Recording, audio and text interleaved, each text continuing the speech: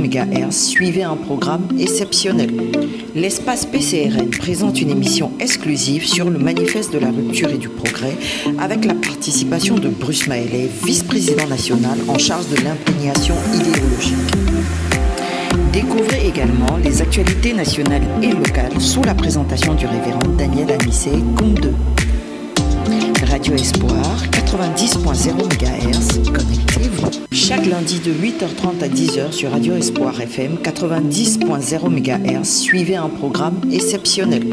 L'espace PCRN présente une émission exclusive sur le manifeste de la rupture et du progrès avec la participation de Bruce Maélé, vice-président national en charge de l'imprégnation idéologique. Découvrez également les actualités nationales et locales sous la présentation du révérend Daniel Anissé, Comte 2. Radio Espoir, 90.0 MHz, connectez-vous.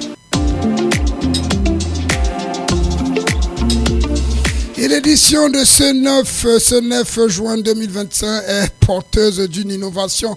Ah ouais, innovation qui a été baptisée depuis le 7 avril 2025, qu'aucune tranche aurait dédiée à l'édification et l'idéologie d'un parti politique n'a point connu dans le monde, dans le monde médiatique. Le PCRN, dans son souci de repolitiser les masses populaires, apporte une touche particulière, une touche novatrice à son format habituel. Après la phase espace PCRN Atu et la grande fenêtre sur l'idéologie du parti, un duel qui met en face le vice-président national Maélé et un auditeur ou tout simplement un point focal du parti. Et à 4 mois de l'élection présidentielle, la fièvre monte. Elle monte. Le thermomètre politique est en effervescence. Les états-majors des différents partis politiques sont dans les laboratoires et mijotent des stratégies idéologiques et politiques. Dans ce branle-bas de combat, le PCRN, veut apporter un nouvel élan à la démocratie au Cameroun. Mesdames et messieurs, c'est le top départ ce matin. Il est 8h30 sur notre pendule murale. Je profite de l'occasion de dire bonjour à Dr Antoine Maélé qui, avec moi, nous allons bichonner monsieur le vice-président ce matin. Dr Antoine Maélé, bonjour et bienvenue. Bonjour révérend Koum, bonjour aux auditeurs de Radio Espoir. Comment allez-vous ce lundi matin? Je vais bien, merci. Je reprécise encore ma mission de manière pédagogique pour que ce soit bien compris, bien entendu. Ouais. Nous avons au PCRN l'ambition de vouloir faire de la politique autrement.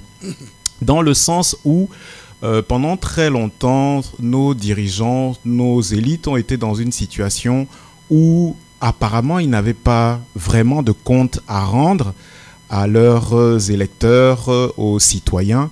Et nous pensons que nous devons dorénavant faire comprendre aux populations que les élus, les responsables politiques ont des comptes à rendre. Donc nous donnons l'exemple au PCRN et ma mission est justement de passer à la question celui au PCRN à Créby 1er qui a l'ambition de diriger au niveau communal pour qu'il puisse s'exprimer, répondre aux questions que se pose le citoyen lambda de la ville, mais aussi à un certain niveau les cadres sur les orientations stratégiques qu'il entend offrir aux Crébiens. Président Maélé, bonjour et bienvenue. Bonjour révérend, bonjour à tous les fidèles auditeurs de Radio Espoir, en particulier Espace PCRN. Je souhaite à toutes et à tous un excellent début de semaine.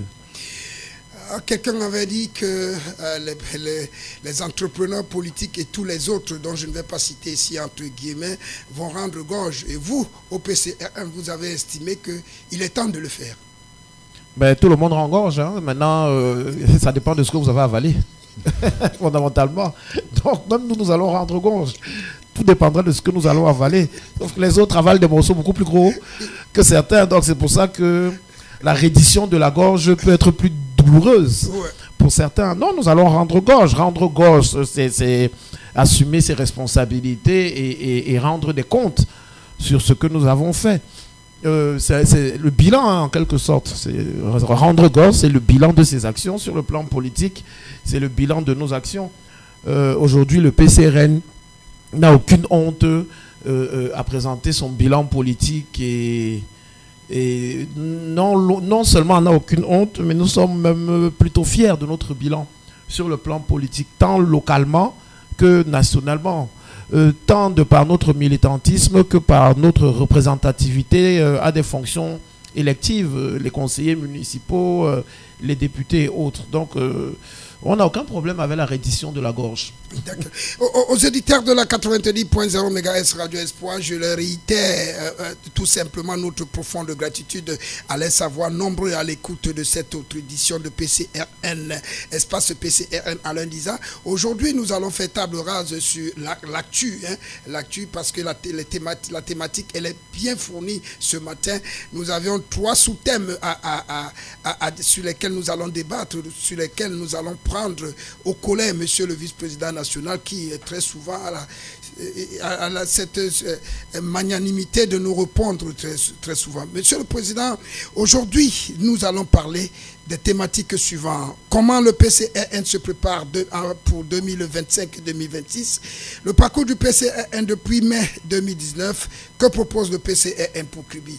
Nous allons y revenir après cette courte transition pour que vous redynamisez encore plus.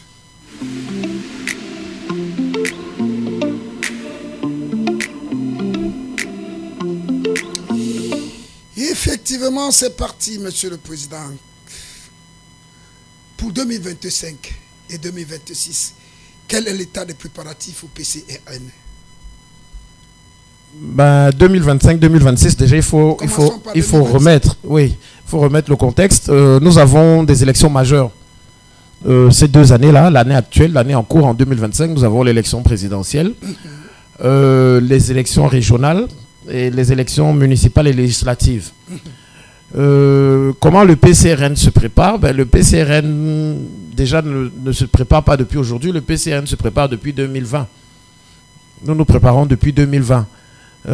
Et nous nous préparons comment? Nous nous préparons en repolitisant la société camerounaise.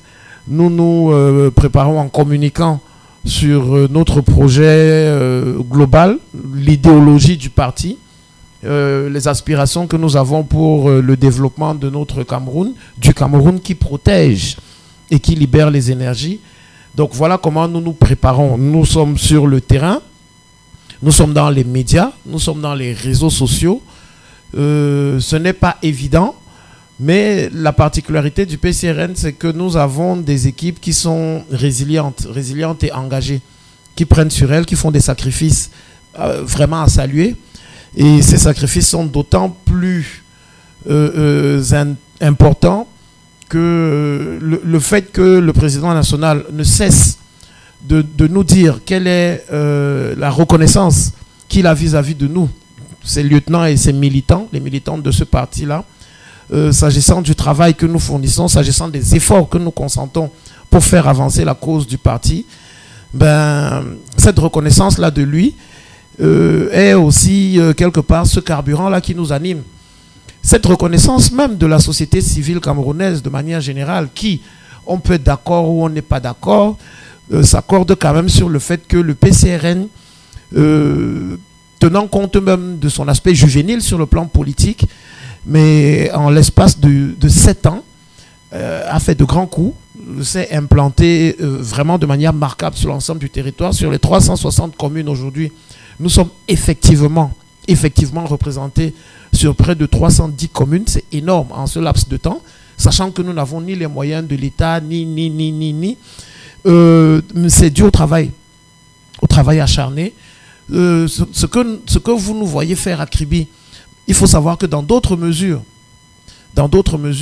on le fait à Toubouro, on le fait à Guidigis, on le fait à Guider, on le fait à Vulvoudaï, on le fait à Manfé, on le fait à Limbe, on le fait. Le PCRN, ce maillage territorial-là, c'est une nouvelle dynamique. Et comme le docteur le disait tout à l'heure, c'est vraiment une façon différente de faire la politique. Cet engagement qui est mu pour la plupart par une jeunesse camerounaise active, Parce qu'il faut reconnaître que c'est vraiment, il y a beaucoup de jeunes en fait engagés dans ce parti-là. Ça n'exclut pas les seniors et nous nous appesantissons toujours sur les seniors pour les accompagner de leurs conseils et de leur bienveillance. Mais voilà aujourd'hui comment nous nous préparons. Nous nous préparons sur le terrain déjà en formant une armée de militants disciplinés et prêts à aller à affronter le combat de la conviction citoyenne. Convaincre les Camerounais du bien fondé de notre démarche. Voilà le combat qui est le nôtre et que nous nous préparons à mener de manière ultime lorsque viendra le moment des élections. D'accord. Vous avez parlé de repolitiser les masses sociales et apporter une touche novatrice à la manière de faire la politique. Est-ce que tout cela a reçu un assentiment des populations sur le terrain? Lorsque vous y allez, est-ce que vous conviendrez avec moi que les masses populaires avaient tourné le dos à ce que nous appelons faire de la politique au Cameroun? Est-ce que vous vous sentez bien aimé, vous vous sentez attendu, vous sentez qu'il y avait cette soif, cette envie de voir des choses changer? Mais bien sûr que les populations depuis 2018, avec la mouvance présidentielle de Cabral Libye depuis 2018, notre message a été très vite perçu par les populations, a été très vite accueilli par les populations et malheureusement pour nous, par nos adversaires également. Et je pense même que c'est nos adversaires, de tous bords confondus, tant du parti au pouvoir que de l'opposition, parce que c'est ce que j'expliquais à Richard, à qui je dis bonjour, j'espère qu'il est en ligne. Bien sûr. Voilà. C'est ce que j'expliquais à Richard la semaine dernière, c'est que faut pas croire, même dans l'opposition, il y a des adversités, vu que nous concourons tous à arriver au pouvoir. Donc nous sommes adversaires fondamentalement. Donc je disais, les premiers à avoir détecté notre dangerosité sur le plan de l'influence populaire sont nos adversaires. C'est pour ça que certains de nos adversaires, pas tous, mais certains de nos adversaires les plus brutaux et les plus malveillants se sont échinés à détruire l'image de notre leader. Parce que ces gens-là ont compris très rapidement que si on ne faisait pas ce travail de sape de destruction, la vague que le Cabral Libye était en train de lever devenait trop importante. Il fallait casser le mythe. C'est pour ça que nos adversaires n'ont pas hésité à se fondre en mensonges, en ragots. Et il faut aussi reconnaître que ça a marché. Ah bon? Oui, ça a marché. Comment Personnellement, je connais beaucoup de gens qui m'ont dit que moi, vraiment, j'étais cabraliste, j'avais payé, j'avais participé, mais vraiment, Cabral m'a déçu. Et quand vous entrez dans la profondeur de la discussion, vous vous rendez compte que, élément en main, cette personne n'est capable de rien vous apporter pour étayer ses propos. Il a juste entendu, il a cru, et ça l'a déçu parce qu'il n'était pas il n'était pas solidifié dans sa croyance. Et c'est pour ça que je dis que oui, les gens ont reçu favorablement et les gens continuent de recevoir favorablement notre message. Et les gens nous le disent. Les gens nous le disent. C'est-à-dire que quand vous abordez, on a ça presque tous les jours, quand on aborde quelqu'un, c'est toujours, de manière systématique, c'est toujours dans ce sens que, oh, vous savez, vraiment, Cabral, il nous a donné beaucoup d'espoir, mais vraiment, les choses qu'on a racontées, c'est toujours ça. C'est-à-dire que si vous enlevez les ragots et les mensonges, et que vous les déconstruisez, et que vous revenez à la perception initiale du mouvement, vous vous rendrez compte que oui, effectivement, n'eût été ces ragots-là, voilà. Donc, et c'est pour ça qu'aujourd'hui, nous nous sommes lancés dans la communication pour déconstruire tous ces mensonges-là. Pour déconstruire tous ces mensonges-là. Et c'est peut-être pour ça aussi qu'en déconstruisant ces mensonges-là, on met nos adversaires devant leur incongruité, ce qui peut souvent déplaire quelques personnes qui estiment à un moment donné que mais pourquoi vous vous en preniez à tel au lieu de parler de tel. On ne s'en prend pas spécifiquement à tel ou à tel. Déjà, nous disons que ce n'est pas nous qui avons commencé dans ce terrain-là et que nous avons un challenge aujourd'hui, c'est de rétablir la vérité. Et pour rétablir la vérité, il est important de dire qui a été à l'origine du mensonge. Donc, pour répondre simplement à la question, je me suis un peu étendu, notre message est accueilli favorablement par les populations. Maintenant, effectivement, il faut beaucoup de communication parce que même sur le plan idéologique, avec le fédéralisme communautaire notamment, nous avons encore eu beaucoup d'adversités. Alors que voilà une idéologie qui concourt à protéger tous les Camerounais, à libérer les énergies de tout un peuple. Vous avez des gens qui, ayant pourtant très bien compris le message, mais ce message en n'allant pas dans le sens de leur logique à ces personnes-là, sont entrés dans du bashing en disant que oui, voilà, c'était du tribalisme, on voulait chasser les gens du Cameroun, renvoyer les gens les uns chez les autres, alors qu'il n'a jamais été question de ça. Mais ça aussi, sachant déjà d'expérience que c'est comme ça que nos adversaires réagissent vis-à-vis de nos messages, on a communiqué, vous vous rappelez, j'ai communiqué ici pendant près de 2 ans sur le fédéralisme communautaire et beaucoup de gens ont interagi pour comprendre en fait, et ont fini par comprendre le message et se sont rendus compte que c'était tout sauf un appel au tribalisme et à l'exclusion. D'accord. Avant de passer la parole au docteur Antoine Maïlé, je voudrais rappeler les clés de contact à nos auditeurs. C'est le 6 94 23 48 48. Je répète, le 6 94 23 48 48. Et plus lentement peut-être, parce que pour ceux qui ne sont pas habitués, c'est peut-être difficile.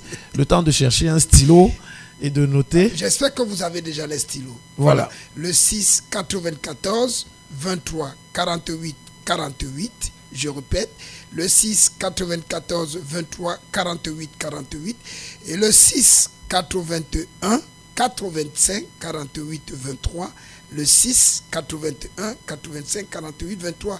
En vous prodiguant un conseil, il est préférable, si vous ne voulez pas appeler, de nous envoyer les SMS au niveau du téléphone, parce que le WhatsApp, ce matin, il est très très indélicat ce matin. Docteur Antoine Maïlé, rebonjour. Rebonjour. Alors, je voudrais commencer mon interpellation par une petite anecdote. J'ai été membre d'un bureau de vote justement à l'élection municipale de 2020 et ma question va s'appuyer sur l'expérience de terrain que j'ai eue. Alors, il y avait un grand nombre de cartes d'électeurs qui étaient en souffrance au niveau du bureau de vote. Donc, ça sous-entend que, ça ne sous-entend même pas, dans les faits, le volume des abstentionnistes est considérable. Très, très considérable. Bien. Dans la stratégie qui a été celle du PCRN et du président Cabral Libi, c'était l'inscription sur les listes électorales, le vote, la surveillance du vote. Je pose la question, est-ce qu'une impasse n'est pas faite au niveau de la masse des abstentionnistes? Ça, c'est le premier élément de ma question. Et pour aller plus loin, pour quelles raisons un Cribien abstentionniste jusqu'à présent devrait-il s'intéresser déjà à la politique nationale, ensuite à la politique de sa ville? Donc voilà le premier questionnement sur lequel j'interpelle Bruce Maïlé. Bon, alors, on va aller étape par étape. Alors la première question, ou alors le premier degré de la question concernant les cartes électorales. Oui, effectivement, même jusqu'à présent, il y a des cartes électorales en souffrance. Je profite de cette antenne pour signaler que les cartes sont disponibles à Elecam. Des personnes qui se sont enregistrées, qui se sont inscrites ces 3 dernières années, c'est-à-dire jusqu'en 2024, peuvent aller dans les antennes communales d'Elecam, Kribi 1er, Kribi 2e. Et si on nous entend au-delà de Kribi dans vos antennes communales, oui. Par exemple, profit pour profit, je voudrais tout simplement vous renvoyer la même question.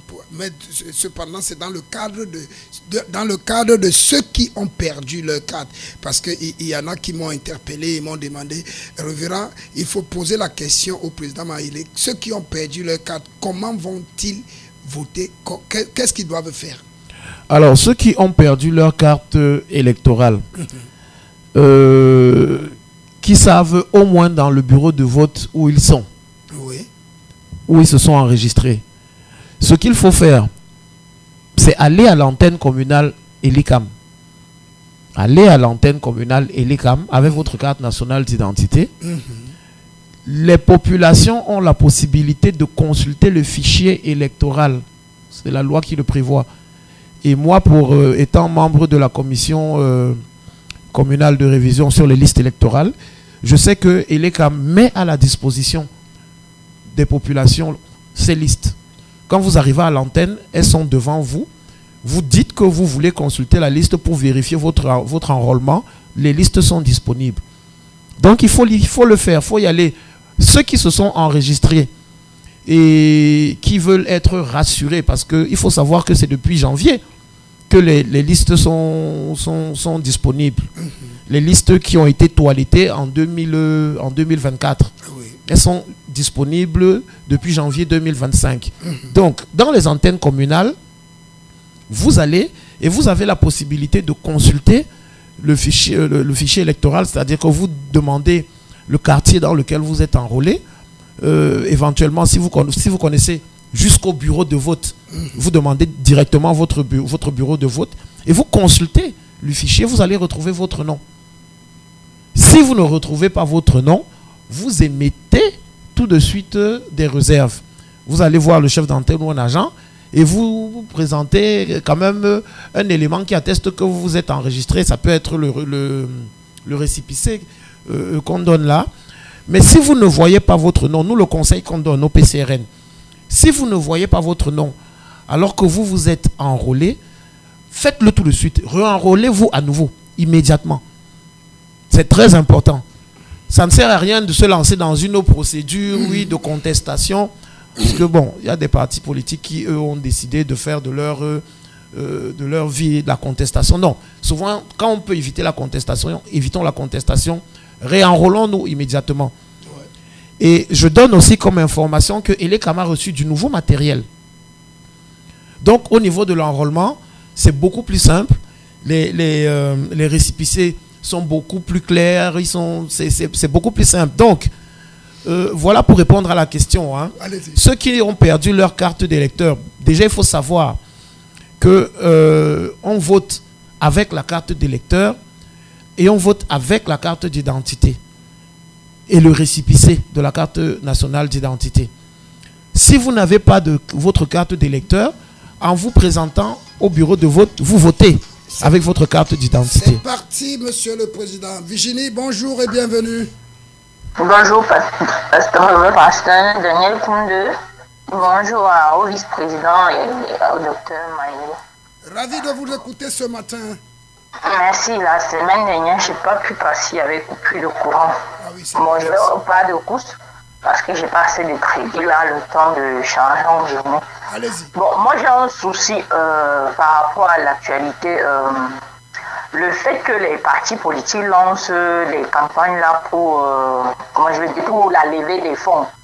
Je voulais savoir une chose, que ce soit le PCRN ou le MNC, est-ce que dans vos partis là, il n'y a pas, une espèce de caisse où les membres cotisent pour que lors des grandes échéances, vous puissiez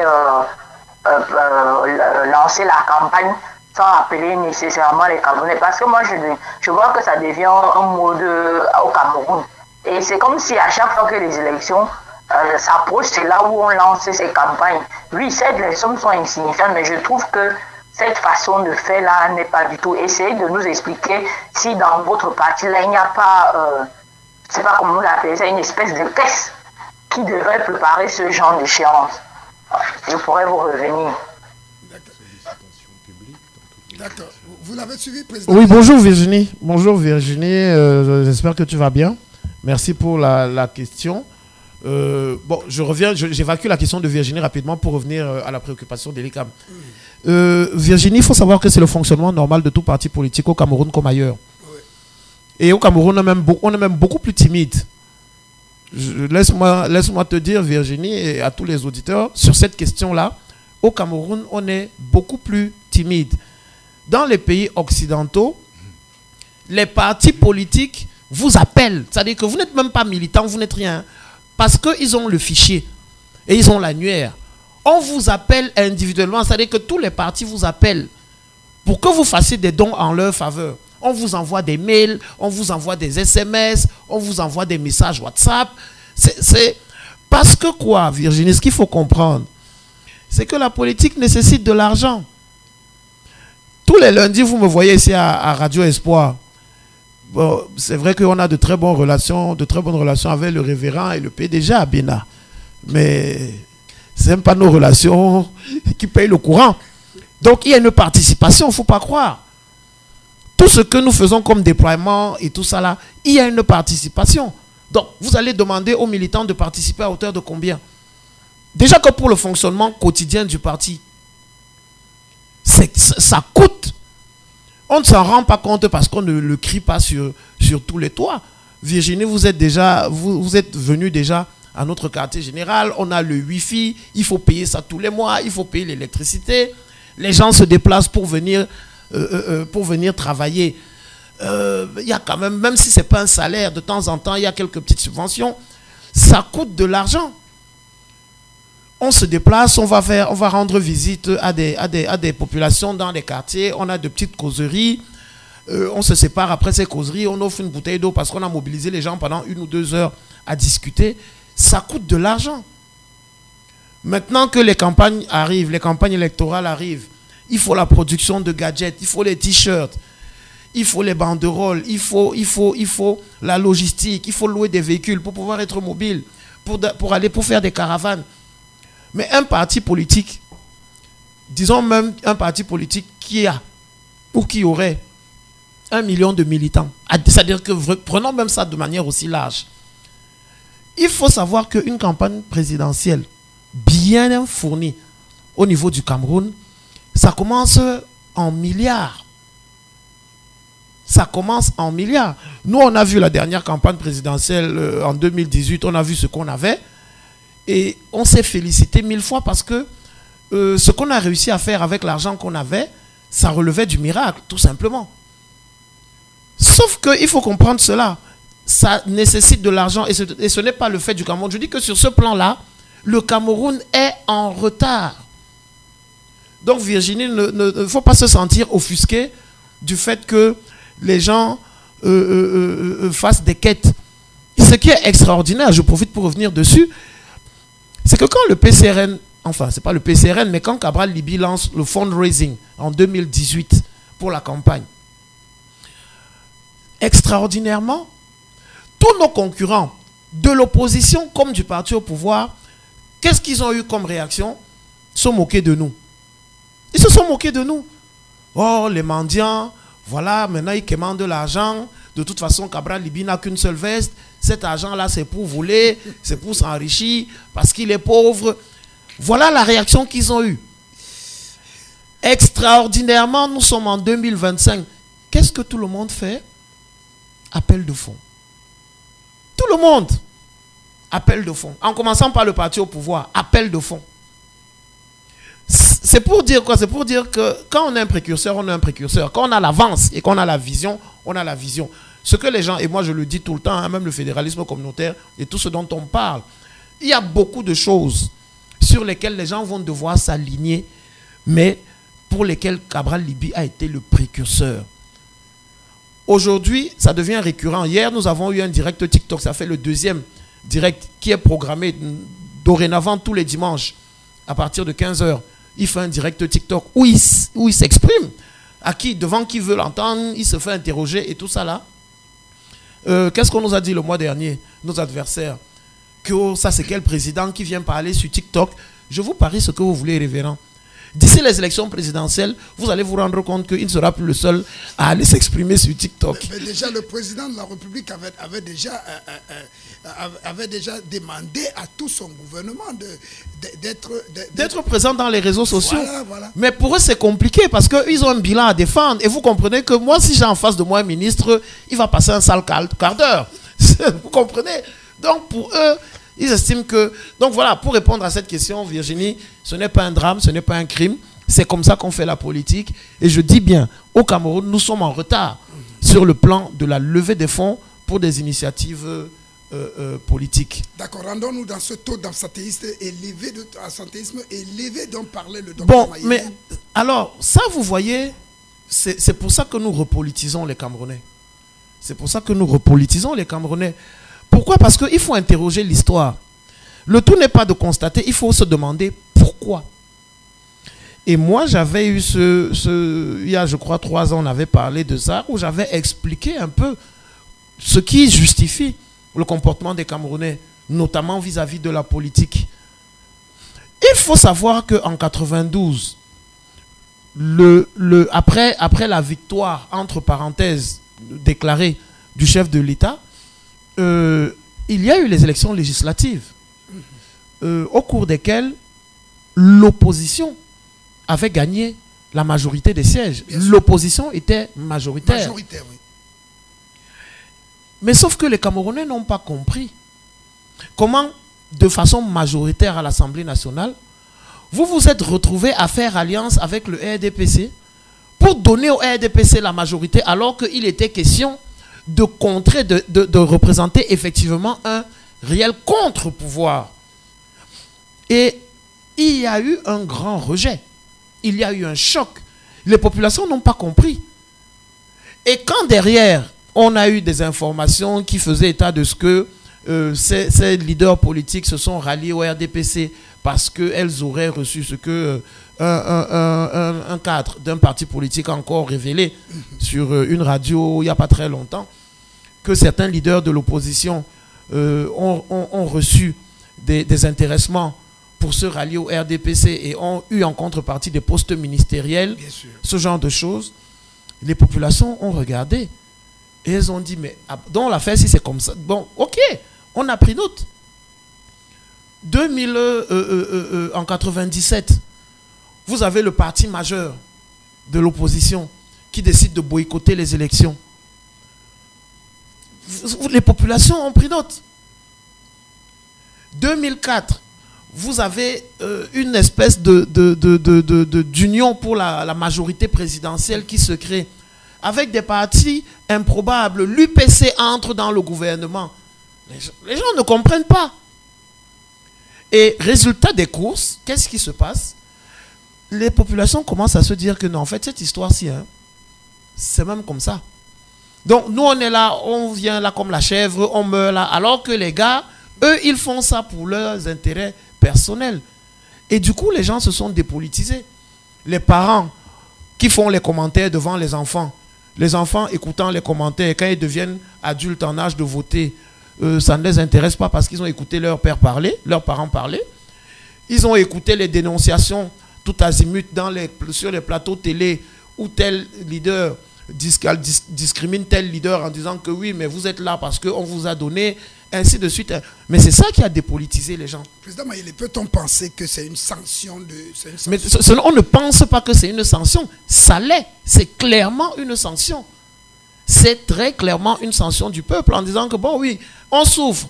Et à la limite, on avait espéré, on avait cru que vous, les acteurs politiques, vous avez conscience de nos souffrances et que vous veniez avec des solutions pour améliorer nos conditions de vie.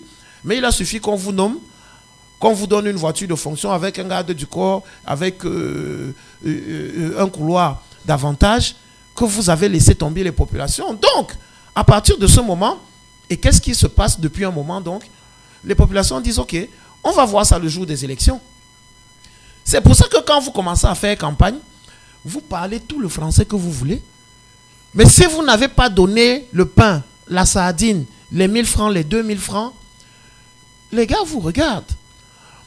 Parce qu'ils ont entré dans leur mindset, dans leur état d'esprit que lors de la campagne, vraiment c'est mon tour de manger aussi l'argent des gens là. Parce que quoi qu'on dise, quoi qu'on fasse, quand on aura fini de les élire, quand ils vont se mettre à eux manger, nous on ne va plus manger. Donc maintenant c'est notre tour de manger. Donc venez seulement payer.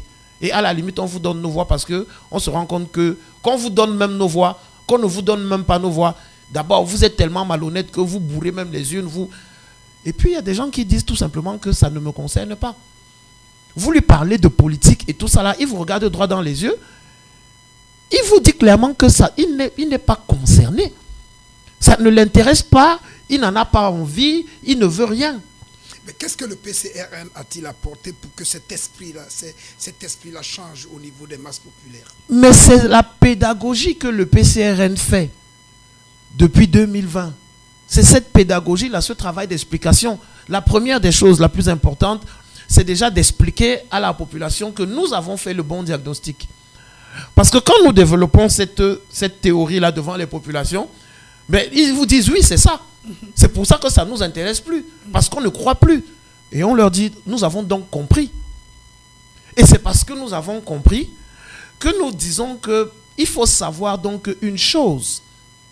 Sachez que tout le monde n'est pas pareil. Et nous faisons différent. Et quand ces populations nous disent que mais oui, mais tout le monde peut venir nous dire ça, on nous dit mais à présent, donc nous pouvons poser notre bilan parce que nous sommes en mandature depuis 5 ans. Nous sommes en mandature depuis 5 ans. Allez interroger les villes dans lesquelles le PCRN tient des mairies. Voyez comment ça se passe. Voyez le développement qui est initié dans ces villes-là. Voyez comment à Masok-Son-Loulou, une bourgade. Le maire s'est battu pour avoir des engins pour reprofiler les routes, des choses, l'éclairage public, construction. C'est des choses que les gens ne comprenaient pas. Non pas parce que ce n'était pas réalisable, mais parce qu'à l'époque, les exécutifs précédents, ben, ils préféraient faire autre chose avec cet argent-là que de mettre des initiatives qui servaient au peuple. Donc, quand nous parlons aux populations, nous avons des exemples. Depuis que nous sommes à l'Assemblée nationale, est-ce que Cabral Liby est le premier député à l'Assemblée nationale du Cameroun? Non. Mais les combats pour lesquels il s'est défendu, il a défendu le peuple. Il s'est embrouillé, les histoires du prix du carburant, il a fait des exposés, il s'est insurgé. Les accords miniers, la révision du code minier, qu'est-ce qu'il n'a pas décrié? Est-ce qu'il était le seul? Est-ce qu'il était le seul? Le respect des populations qui se font représenter à l'Assemblée nationale par des députés qui sont des députés de la nation, à qui le ministère des Finances estime qu'en moins de 24 heures, on peut leur donner à réviser et à voter une loi des finances sur près de 1500 pages, en toute violation du règlement intérieur de l'Assemblée nationale. Qui s'est levé? Cabral Liby s'est levé. Il a été certes accompagné par d'autres, mais Cabral Liby s'est levé au point de dire au Premier ministre de la République du Cameroun que si le gouvernement ne respecte pas la nation, parce que les députés sont les représentants de la nation, si le gouvernement ne respecte pas la nation, le chef de ce gouvernement n'a pas la parole à l'hémicycle où la nation est représentée. Voilà le bilan politique du PCRN. Voilà le bilan politique du PCRN. Et ça, il est incontestable. Donc, ce sont les éléments tels que ceux-ci qui nous amènent, quand on va voir les populations, en leur disant que, quand nous disons que nous faisons les choses différemment, c'est que nous faisons les choses différemment. D'accord. Merci. Nous allons, avant de revenir au docteur Maïlé, nous allons rappeler aux auditeurs les clés de contact qui sont les suivants: le 6 94 23 48 48 et le 6 81 85 48 23. Tout à l'heure indiquant que c'est sur appel et SMS seulement, SMS téléphonique, parce que le WhatsApp et les autres réseaux sociaux nous ont fait faux bond ce matin. Docteur Antoine Maïlé. Oui, ma seconde interpellation au président Bruce Maïlé est de savoir, bon, déjà en prenant conscience du fait que il y a une élection présidentielle qui va précéder les élections municipales et législatives, d'où l'ordre un peu inversé au niveau des priorités. Un auditeur au bout du fil. Virginie, rebonjour. Oui, rebonjour, pasteur. Je comprends que vous êtes vraiment en santé. Oui. Allons-y. Je voulais prendre le vice-président. Il a parlé des lives sur TikTok. Je voulais savoir, pour les sympathisants du PCN qui se trouvent dans des villages reculés, comment se passe le relais de l'information lorsque votre président communique? Parce que ce n'est pas tout le monde qui a Internet ni le téléphone Android. Ça se passe comment votre communication? Parce que je pense qu'il ne faut pas seulement axer sur les réseaux. Il la communication d'antan. Qu'est-ce que vous faites, par exemple, pour quelqu'un qui est dans un village retiré, mais qui suit quand même de temps en autre la vie politique, mais qui ne détient pas malheureusement, ou alors même s'il a le téléphone Android, vous savez, il avait les problèmes de connexion au Cameroun, c'est pas évident dans certains coins ici. Je pourrais revenir. Revenez-nous. Président Mayele, vous avez suivi la préoccupation. Oui, Virginie. Ben, écoute, tu sais, hein, Virginie, la plus belle femme du monde ne peut donner que ce qu'elle a. Nous avons une grande partie de notre communication qui s'appuie sur les médias numériques. Mais si aujourd'hui tu me poses cette question sur cette antenne, ça veut dire que je communique sur autre chose que les médias numériques. Ça veut dire que la grand-mère qui est à Ibouye est en train de m'entendre aujourd'hui alors qu'elle n'a pas Internet. Le grand-père qui est à Makaoum est en train de m'entendre aujourd'hui alors qu'il n'a pas Internet. Et qu'est-ce que je suis en train de faire aujourd'hui à la radio? C'est de relayer le message et l'idéologie de Cabral Libye. Donc, oui, ça aurait été mieux, oui, d'accord, de participer au live TikTok. Mais c'est aussi à ça que les lieutenants servent. Moi, en tant que lieutenant du président, c'est à ça que je sers, relayer son message. Et c'est pour ça que nous nous échinons. On aurait pu faire autre chose. Mais parce qu'il faut travailler, il faut relayer le message, étant bien entendu que tout le monde n'a pas accès à Internet. Mais tout le monde doit avoir accès au message. Et c'est pour ça qu'au-delà du message, nous descendons sur le terrain. Nous descendons sur le terrain.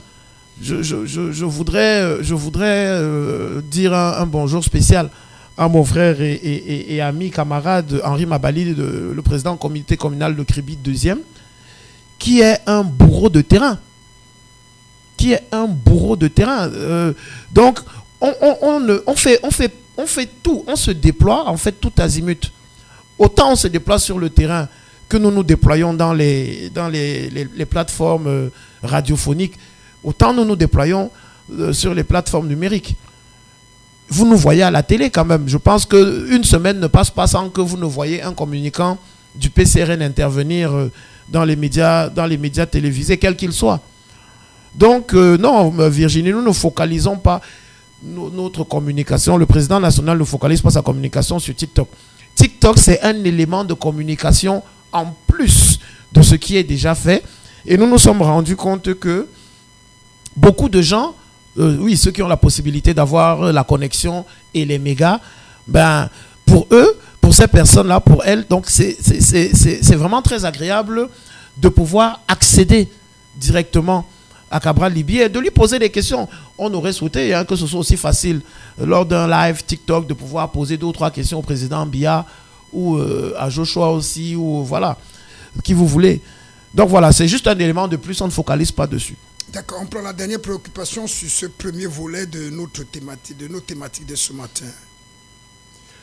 Oui, bon, moi je vous ai dit, je suis venu pour ne donner aucun lait.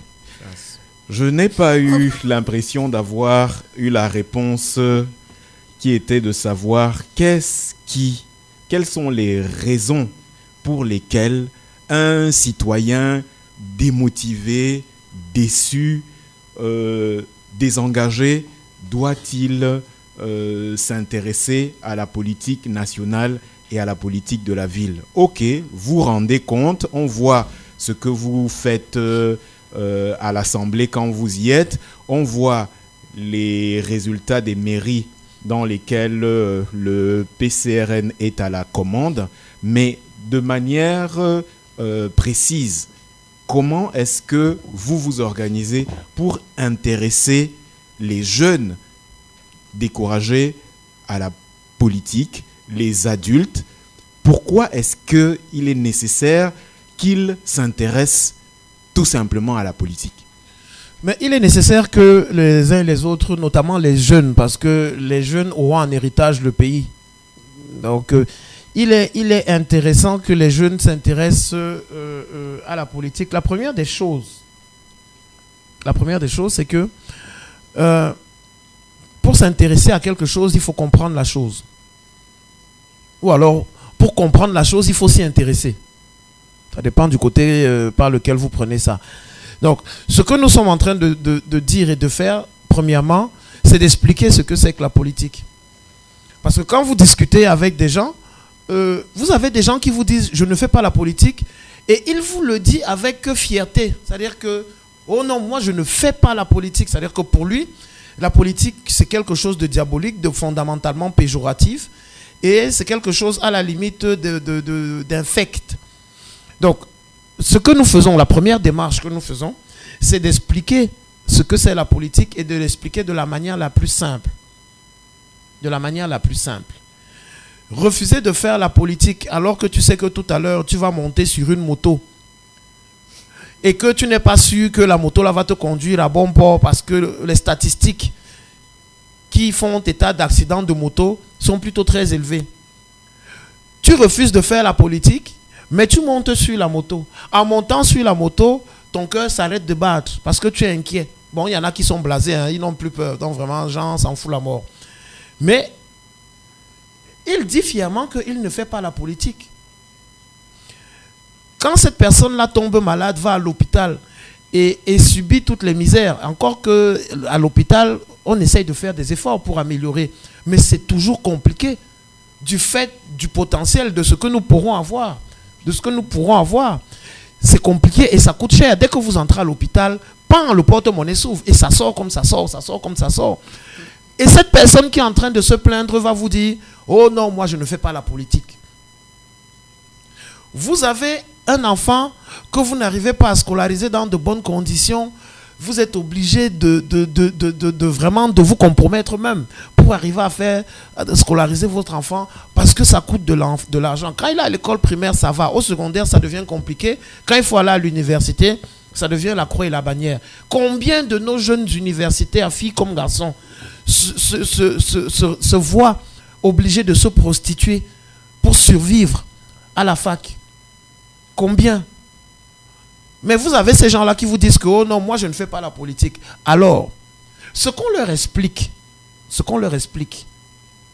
c'est que faire la politique et être acteur politique, c'est de se donner la force de décider de qui est capable d'améliorer véritablement nos conditions de vie. Voilà ce que c'est faire la politique. Faire la politique, c'est décider soi-même. Révolté par son inconfort, révolté par sa misère, décider soi-même de faire changer les choses, d'améliorer les choses autour de soi, de s'engager politiquement. Faire de la politique, ce n'est pas voler, ce n'est pas insulter. Ce n'est pas ça faire la politique. Contrairement à ce que beaucoup ont laissé croire. Et ça, c'est le travail que nous faisons. Ce que les autres font qui qualifient de la politique, nous venons leur dire que ce n'est pas ça la politique. Il faut trouver un autre nom à ce qu'ils font. Ce n'est pas ça la politique. Il y a certains qui appellent ça la sorcellerie. Moi, je ne sais pas. Mais ce n'est pas ça la politique. Quand vous arrivez dans un village et que vous donnez 1000 francs à quelqu'un pour qu'il aille voter pour vous, ce n'est pas ça de la politique. Ça, c'est pas la politique, c'est autre chose. Mais ils ont tellement été habitués à ça, et on leur a tellement habitué à ça, surtout le parti au pouvoir, parce qu'il faut l'indexer dans cette responsabilité-là.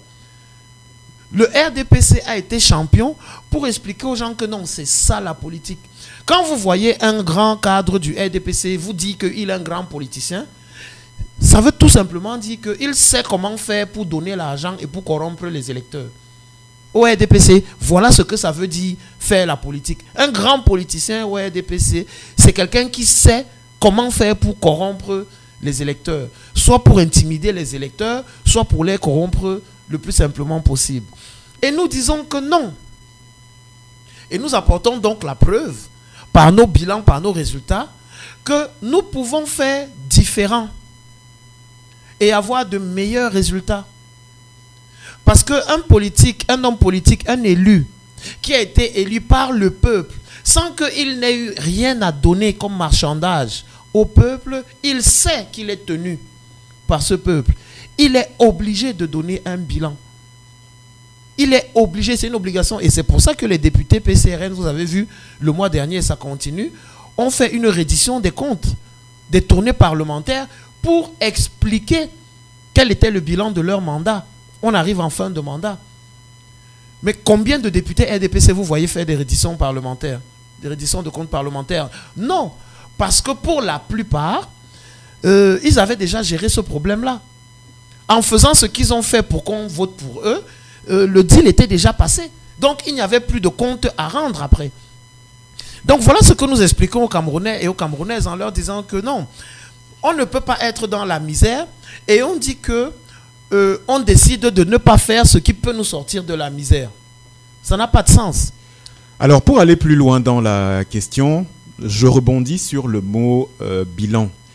Vous, à Kribi, vous n'avez pas eu la chance d'être élu maire, mais vous êtes dans l'opposition. Je vous renvoie donc la question. Quel est votre bilan dans l'opposition depuis 2020 jusqu'à ce jour? Et en complétant... Docteur Mayele, s'il vous plaît, nous sommes encore à la préparation de 2027-2026. Oui, j'allais faire un lien parce qu'on travaille sur national, local en fait. Allez-y. On a eu les éléments pour ce qui est donc de Cabral Libye et puis du PCRN. Et je voulais quand même faire un lien pour les auditeurs cribiens qui nous écoutent. Quelles sont les priorités au niveau de la vision du président Cabral Libye qui vont profiter à la ville de Kribi? Et naturellement, quelles sont les priorités du futur maire, je le lui souhaite, de la ville de Kribi? Quelles sont ces priorités qui vont pouvoir profiter aux populations kribiennes? Dans le sens où c'est un élément qui peut peut-être les intéresser davantage à la politique. Donc c'était un peu ça mon axe de questionnement. D'accord. Président, nous vous écoutons. Bon, je vais y revenir, mais je donne la priorité à l'interaction. Donc s'il y avait... L'interactivité, d'accord. Ouais, il y a Guy Martial à Londji. Président, bonjour et un bonjour particulier au docteur Mayele. Bon, au début de l'année, l'on a constaté la naissance de plusieurs coalitions aujourd'hui disparues. Les préparatifs du PCRN prennent-ils en compte ces effets négatifs de l'opposition de nature à décourager les populations? Oui, nous prenons compte de tout ça.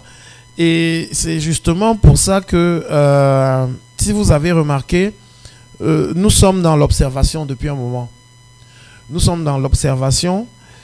Je l'ai dit ici, je crois que c'était la semaine dernière ou la semaine d'avant, quand nous sommes rentrés du Congrès, que dans son allocution, le président Cabral Libye s'adressant à ses pairs, leaders politiques de l'opposition, avait sorti une phrase.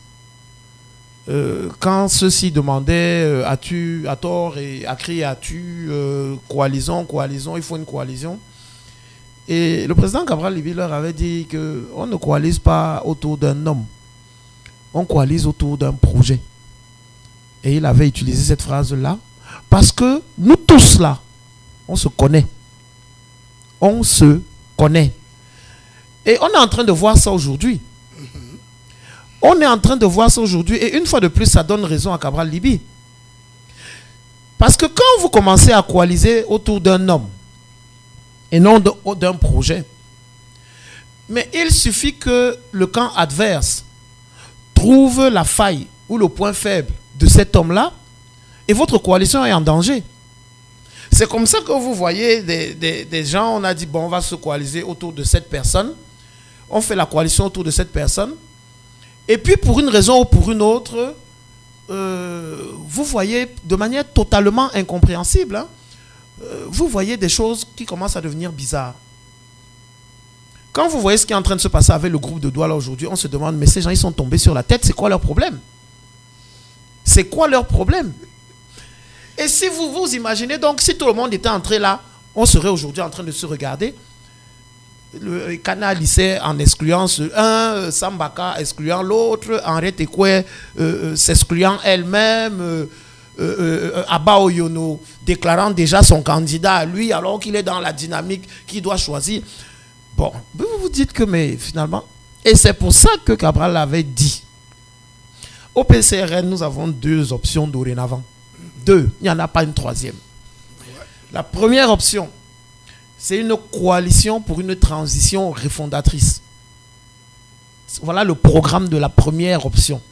C'est-à-dire que si vous entendez le PCRN dans une coalition, c'est une coalition dont le programme sera une transition refondatrice. Mais lorsque vous regardez, lorsque le PCRN essaie de IoT, là, si on peut dire, on peut utiliser ce terme-là, qui est-ce que a le reflet, qui est-ce que représente ce genre de coalition au niveau des hommes politiques de l'opposition?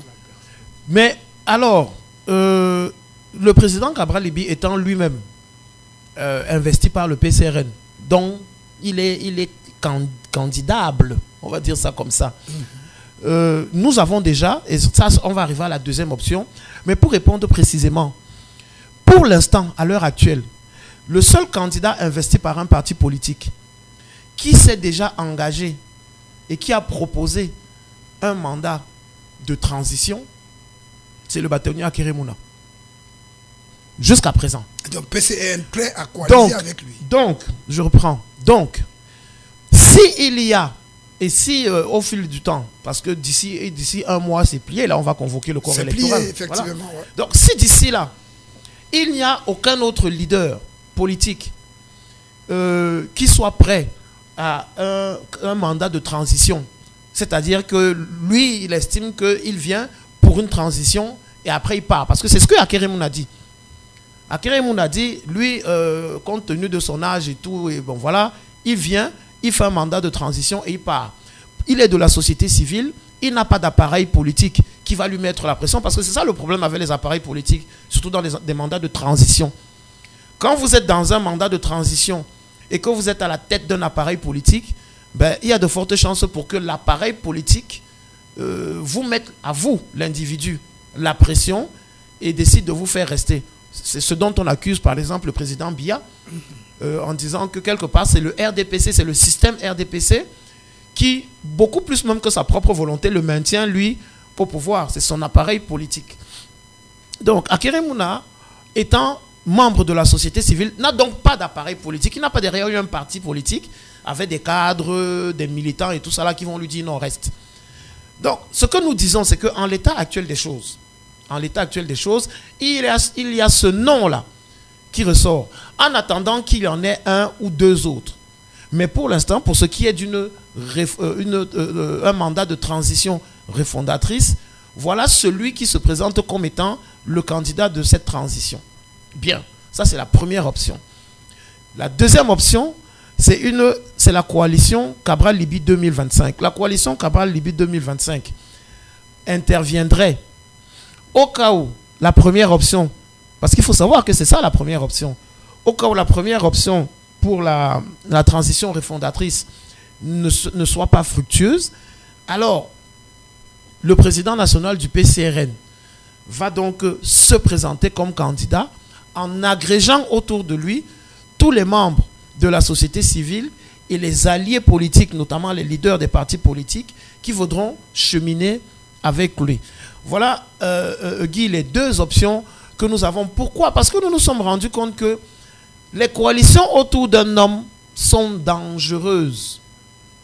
Voilà la position du PCRN. Et vous aurez peut-être pu me dire que oui, mais la coalition Cabral-Libye 2025, c'est aussi autour d'un homme. On dit oui. Mais à la seule différence que, à un moment donné, nous interrogeons la constance et la régularité. Et quand nous regardons autour de nous, nous nous rendons compte qu'il n'y a pas beaucoup, d'hommes politiques camerounais qui sont constants et réguliers dans leur prise de position. Beaucoup changent souvent d'avis. Beaucoup vont souvent du nord au sud, de l'est à l'ouest sans transition. Donc, vaudrait mieux, s'il faille faire une coalition de ce type-là, que ce soit une coalition qui serait menée par quelqu'un qui est beaucoup plus constant. Et quand on met la personne de Cabral-Libye en tête en disant coalition Cabral-Libye 2025, laissez-moi vous dire que c'est d'abord le programme du PCRN. C'est d'abord le Cameroun qui libère, c'est ce projet-là. au travers de la coalition Cabral-Libye 2025. D'accord. Vous allez donc répondre à la préoccupation du docteur Antoine Maïlé pour qu'on en finisse avec ce premier volet. Je vous en prie. Que je reformule rapidement. Hein. Oui, en paraphrasant. Quelles sont les 3 priorités au niveau présidentiel, national, qui vont bénéficier aux Cribiens, et quelles sont les 3 priorités au niveau communal qui vont bénéficier aux Cribiens dans l'offre du PCRN? Alors, dans l'offre du PCRN adossée sur l'ouvrage programme, ce que j'ai lu, le manifeste que nous avons édité pour la rupture et le progrès, sur le plan national, et ça va valoir pour Kribi aussi, puisque Kribi fait partie de la nation, Cabral-Libye a toujours été clair. Le premier acte à poser en tant que président de la République, c'est régler le problème de la famine au Cameroun. Que les Camerounais n'aient plus faim. Ceux qui sont nantis ne s'en rendent pas compte. Mais se nourrir au Cameroun est un problème. Est un véritable problème. Nous en sommes arrivés aujourd'hui au Cameroun où, que ce soit dans des grandes villes que dans des petites villes, des femmes et aujourd'hui des hommes se prostituent pour manger. C'est pas pour avoir un 2000, un 5000 ou quoi que ce soit. Les femmes se prostituent pour un poisson brisé, pour un plat de ndolé. Se nourrir est devenu compliqué au Cameroun. Donc, le premier axe, c'est la résolution de cette affaire de nourriture. Et nous nous sommes rendus compte que c'est tellement mesquin que c'est une question de volonté politique, parce que tous les instruments sont là à notre disposition pour régler ce problème-là. Les subventions qu'on apporte, les subventions en milliards qu'on donne aux importateurs de riz, de maquereaux, alors que c'est nous dans la SND 30 qui sommes encore les premiers à parler de l'import substitution. Donc, nous disons non, nous allons tout de suite mettre sur pied, et ça vaudra pour Kribi également, nous allons tout de suite mettre sur pied des mesures pour faire en sorte que les gens puissent manger. Aujourd'hui, Kribi est une ville côtière, une ville balnéaire, en front de mer. Le kilo de poisson aujourd'hui au marché, c'est 6 000. L'eau de Barcadère, le kilo de poisson, c'est 6 000. Combien de ménages cribiens peuvent... Imaginez, vous avez un ménage de 8-7 personnes. Même 5. Hein? Même 5 personnes. 5 seulement. Pour avoir vos 2 repas. Considérons même qu'on saute le petit déjeuner qui, bon, pour certains est un luxe. Vos 2 repas. Il vous faut au moins 2 kilos de poisson. En jonglant au moins 1,5 kg de poisson. Combien de... Et ça, on n'a pas compté la tomate et tout, on n'a pas mis les compléments. Combien de ménages à Kribi peuvent se permettre de donner 10 000 francs de ration tous les jours? Combien? Ta famine est un problème sérieux. Et beaucoup de gens vont se reconnaître dans ce que je suis en train de dire. Je fais un clin d'œil à nos amis du marché. Combien de vendeurs dans les marchés à Kribi et au Cameroun ont eu l'opportunité de connaître l'intimité des femmes? Parce que la femme devant nourrir son foyer arrive au marché, il n'y a pas assez d'argent pour la ration. Le gars commence à vous dire que bon, non, à Solès, hein, et puis donne-moi ton numéro de téléphone, je te donne d'abord, on va... Combien? La famine a mis aujourd'hui la population camerounaise dans une fragilité inadmissible pour un pays où la végétation pousse. C'est même énervant. Donc voilà le premier combat du PCRN et de Cabral-Libye. Résoudre le problème, résoudre définitivement le problème de la famine. Le deuxième problème, le deuxième combat, c'est la santé. Tout ce que vous faites là, les projets et tout ça là, si vous avez une population qui n'est pas en santé, vraiment ça ne sert à rien. Et dans l'ouvrage, lors de la campagne, on aura vraiment l'occasion de développer sur ces aspects-là. Il faut savoir que nous avons beaucoup travaillé en nous calquant sur le projet ou bien la structure sanitaire cubaine. Les Cubains aujourd'hui, contre toute attente, sont les premiers sur le plan de la couverture sanitaire, les premiers au monde. Il n'y a pas un pays qui rivalise avec Cuba les États-Unis, la Turquie, la France, laissez tomber. Les Cubains ont une couverture santé par habitant qui est tout simplement imbattable.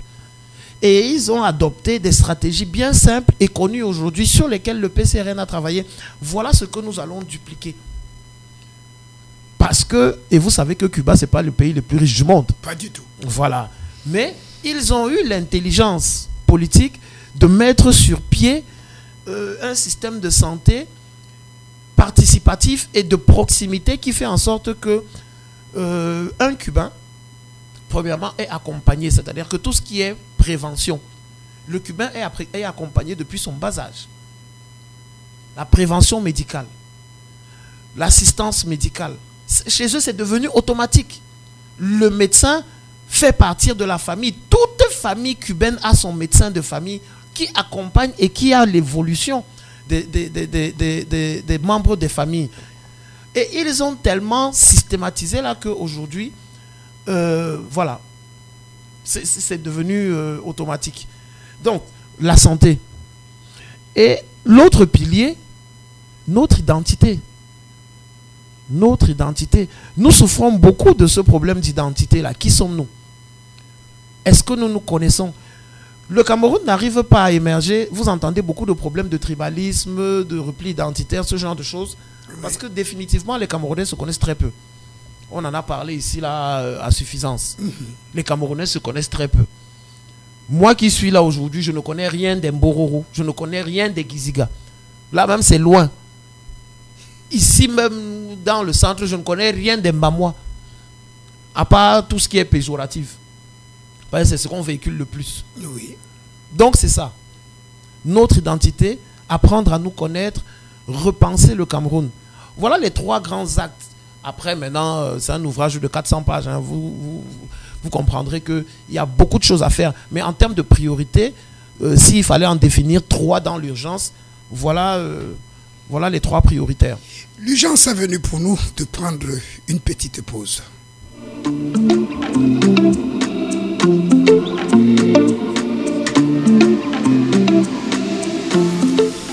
Et cette pause nous permet d'embrayer sur le deuxième volet de notre thématique, le parcours du PCRN depuis mai 2019. Mais Président, c'est pas moi qui vais vous poser la question. Une question est venue. Nous avons une question de Gustave du quartier Tala qui dit bonjour à vous en studio. Le parcours du PCRN depuis mai 2019 est émaillé d'embûches, d'entraves et de pots de banane. Quelles leçons tirer et comment le PCRN va-t-il les capitaliser? Bonjour Gustave. Alors les leçons qu'on tire, ce sont les leçons usuelles de la vie. Hein, c'est-à-dire qu'aucun chemin n'est parsemé de sucre et de miel. Il y a des entraves. L'avantage que nous avons, et aujourd'hui c'est une fierté, c'est que nous surmontons ces obstacles-là les uns après les autres. Nous surmontons ces obstacles-là les uns après les autres. Beaucoup de gens, beaucoup de personnes donnaient le PCRN mort. Hein. Il y a un an et demi, quand il y a eu, l'affaire Kona était à son paroxysme, beaucoup de gens voyaient déjà l'upécisation du PCRN. Mais nous avons su combattre avec les armes de la justice, avec les armes de la République, et nous avons gagné ces batailles. Et nous savons qu'il y en aura d'autres. Donc, comme tout parti politique et comme toute association, nous savons que de temps en temps, la météo peut être compliquée. Mais on brave, et l'enseignement que nous tirons de tout ça, c'est que seul le travail paye. Seul le travail paye, parce que c'est à force de travailler qu'on a fini par convaincre. À force de travailler, on a fini par convaincre. Et même les personnes qui étaient observatrices de cette situation-là se sont rendues compte que, mais en fait, il n'y a rien dans le fond. Vous voulez juste empêcher ces gens-là de travailler normalement. Vous voulez juste empêcher ces gens de travailler normalement. Je ne sais plus c'est qui l'a dit. Je pense que c'était Hilaire Kamga ou M. Bedzigui lors du congrès. Il a dit, mais moi je pensais que j'allais vraiment trouver une partie des militants du PCRN, mais toutes les personnes du PCRN, identifiés comme PCRN, que ce soit les élus, les conseillers municipaux, les maires et tout ça là. Mais c'est tout ce monde que je retrouve là. En fait, il n'y a qu'un seul PCRN, contrairement à ce qu'on a voulu nous laisser croire. Mais ça, c'était à force du travail. Parce que si Cabral Libye n'avait pas cette légitimité-là, ça ne se serait pas passé comme ça. Et pourquoi Cabral Libye a eu cette légitimité-là? D'abord dans son propre parti, parce qu'il travaille. Ce monsieur travaille, c'est bizarre, cette force de travail-là. C'est bizarre, et ça faisait partie des critères qui ont été mis en avant pour la sélection du candidat que le parti allait investir. La force et la capacité de travail. Moi, je vous avoue que je n'ai jamais vu quelqu'un travailler comme ça. Je n'ai pas vu toute la terre entière travailler. Je n'ai pas vu toute la terre entière travailler, mais je vous avoue que humainement, je n'ai jamais vu quelqu'un travailler avec autant d'intensité. Pour moi, c'est pour ça même que les gens posent souvent la question à d'autres. Oui, mais maintenant vous êtes vice-président, ça veut dire que peut-être que vous allez dire que non. Moi, vous êtes fou, quoi. Je n'ai pas cette capacité-là. Je n'ai pas cette capacité de travail. C'est-à-dire qu'il y a des rêves, même il faut rester tranquille. Un auditeur au bout du fil. Comment je vous appelle ce matin, cher monsieur? Oui, c'est le pasteur Nicodème. Le pasteur Nicodème, vous avez l'autorité des ondes. Merci. Bonjour une fois de plus.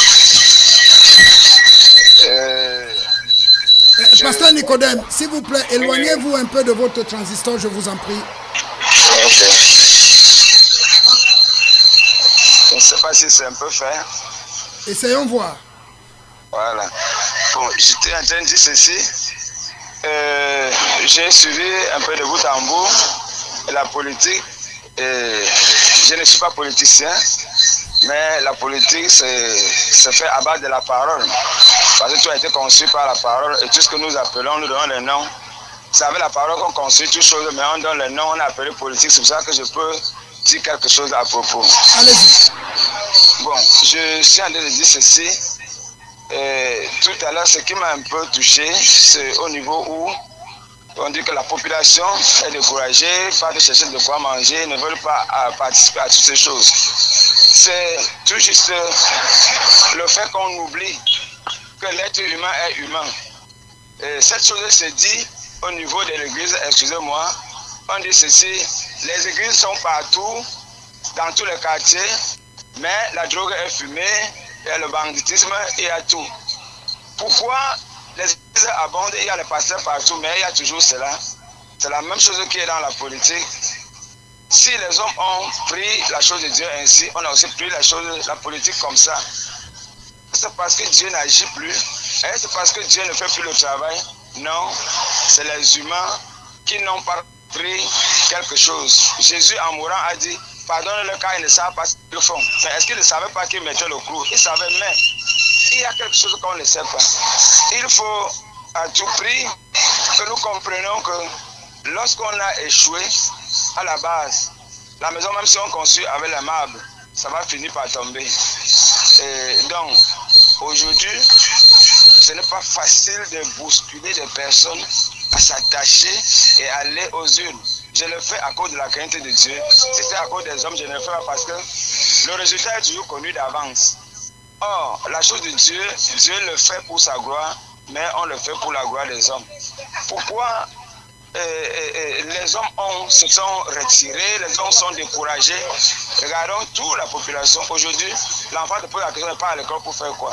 L'enfant fait ceci, l'enfant dit que je grandis fort, je veux faire ceci, je cherche mon argent. Pourquoi? Parce que la chose a été découragée. Donc, il faut comprendre qu'il y a quelque chose qui manque pour que cette chose soit sérieuse. Il n'y a pas de sérieux dans ça. Et Dieu n'a pas été toujours dans ça. Pourquoi? Parce que ça tourne autour du mensonge. Ça tourne autour des intérêts personnels. Donc, qu'est-ce qu'on peut faire? Il faut qu'on soit vrai. Essayons d'être vrai et ça va aller. Ne regardons pas seulement la population. La population fait ce qu'elle peut faire parce qu'elle a été découragée. Mais cherchons les méthodes. Comment faire pour encourager la population à se lever et être sûr que nous nous levons comme ça et nous allons réussir et ça va marcher. Essayons de voir avec la population.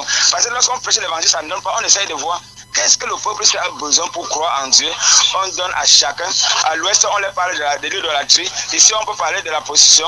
À Douala, on va parler de Ngondo. On va parler de choses qui ne cadrent pas avec le Seigneur. Qu'est-ce que la population veut? Qu'est-ce que la jeunesse veut? La jeunesse, qu'on compte sur eux, ils veulent quoi?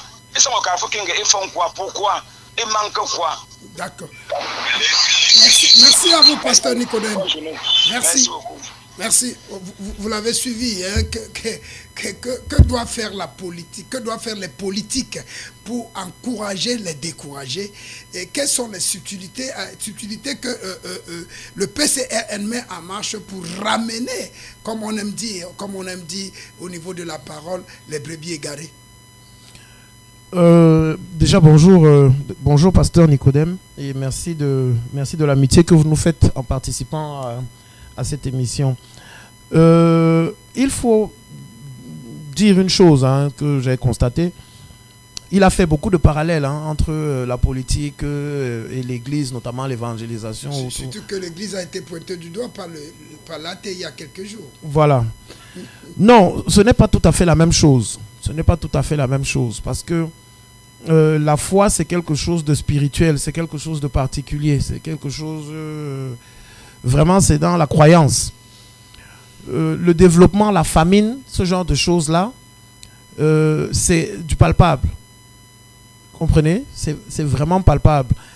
Et quand on dit que oui, il y a beaucoup de mensonges, il y a beaucoup de... Oui, dans la politique, je suis d'accord. Moi, j'ai jamais eu de problème avec ce type de message. Mais maintenant qu'on parle de l'église, on peut parler de l'église. On va parler du monde des affaires. On va parler du sport. Où est-ce qu'il n'y a pas le mensonge? C'est dans l'église qu'il n'y a pas le mensonge. C'est dans l'église qu'il n'y a pas le gain le gain personnel. C'est à l'église qu'il n'y a pas ça. C'est à l'église qu'il n'y a pas l'égoïsme et l'égocentrisme. Ou alors c'est dans le sport qu'il n'y a pas ça. C'est dans la musique qu'il n'y a pas ça. Où est-ce qu'il n'y a pas ça? Pour que en politique seulement, il doit y avoir des saints. Non, il n'est pas question d'avoir des saints en politique. Il n'est pas question d'avoir des gens qui racontent des histoires aux gens en disant que non, moi je vous aime tellement que je viens là. Je vous ai toujours dit, moi personnellement, quand je fais la politique, j'ai un intérêt précis.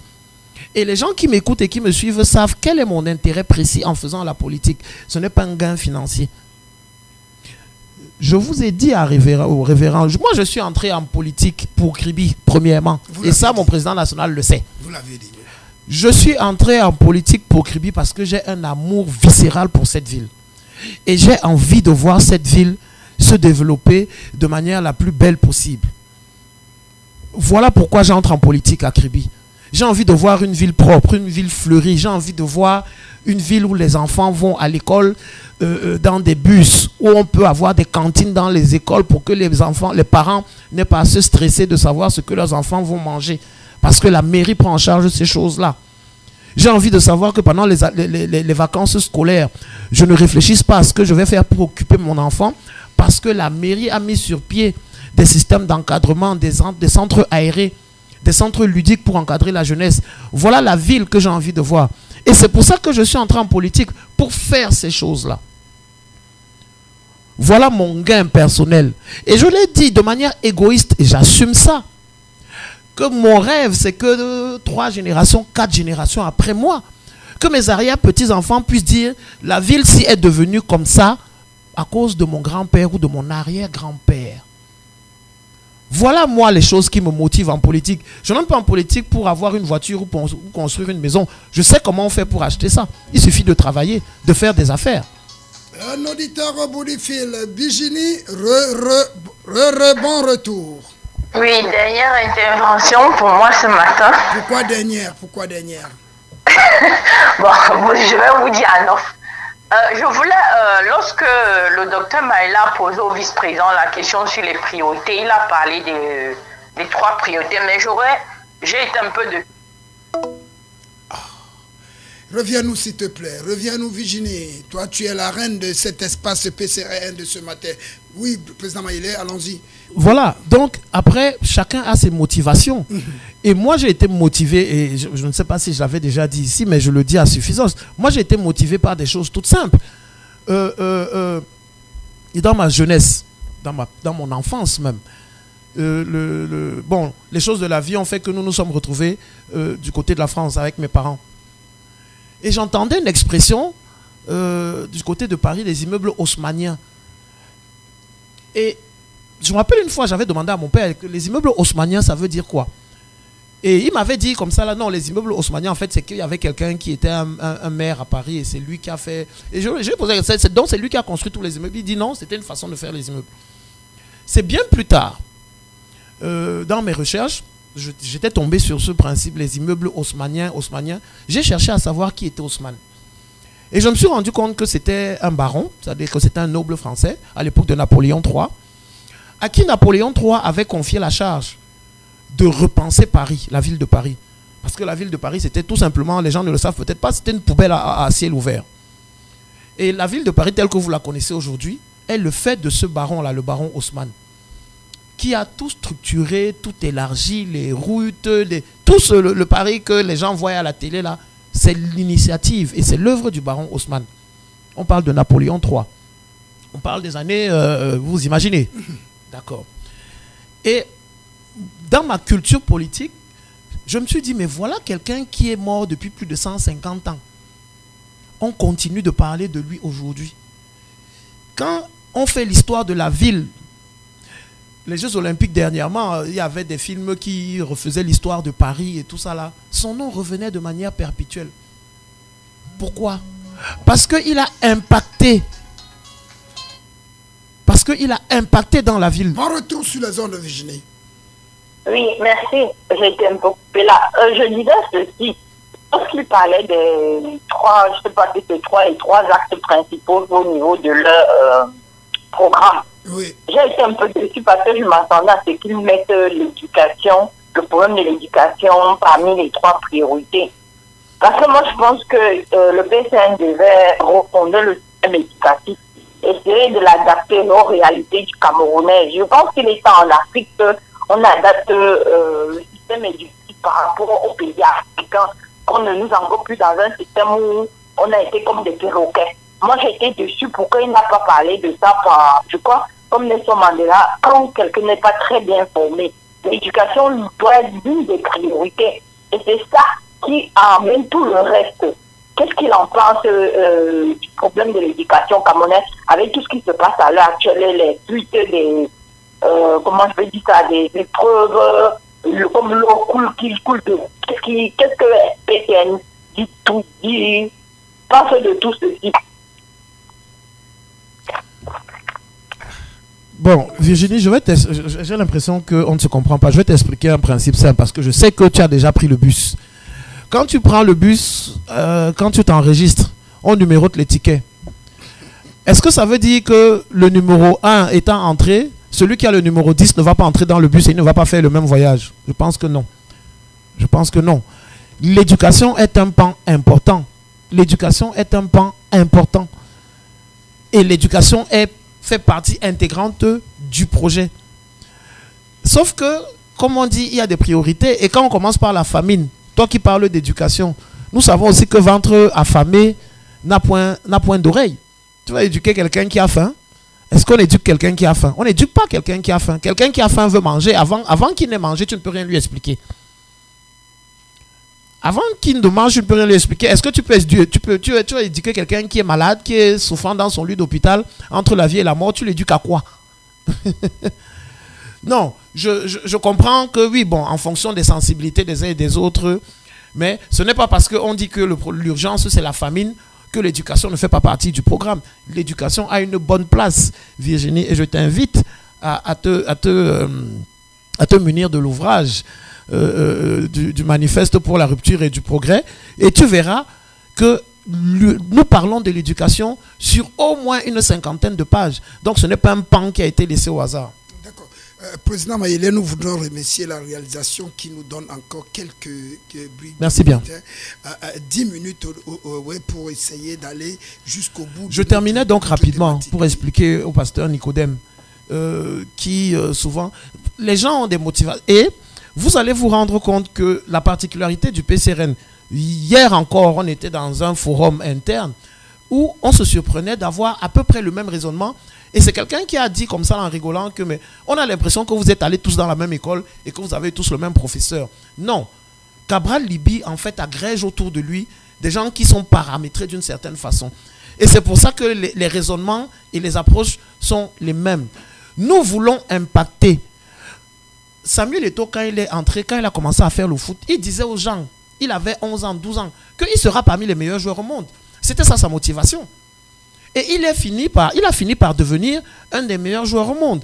Quand nous entrons en politique, quand Cabral entre en politique, Cabral dit qu'il va impacter ce pays. Il est en train de le faire. Aujourd'hui, Cabral Libby est entré dans l'histoire du Cameroun, qu'on le veuille ou pas. Quand nous disons que nous voulons impacter dans la ville de Kribi, nous allons le faire. Nous travaillons pour le faire. Mais ce n'est pas pour avoir des voitures, pour construire des immeubles ou pour nous payer des vacances au Bermudes. Moi, de toute façon, j'ai même du mal à sortir de Kribi. Il suffit que je sorte de cette ville pendant 3 jours, que j'ai déjà envie d'y revenir.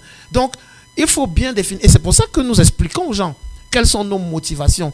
Et il serait bien que les autres aussi, nos concurrents, expliquent aux gens quelles sont leurs motivations.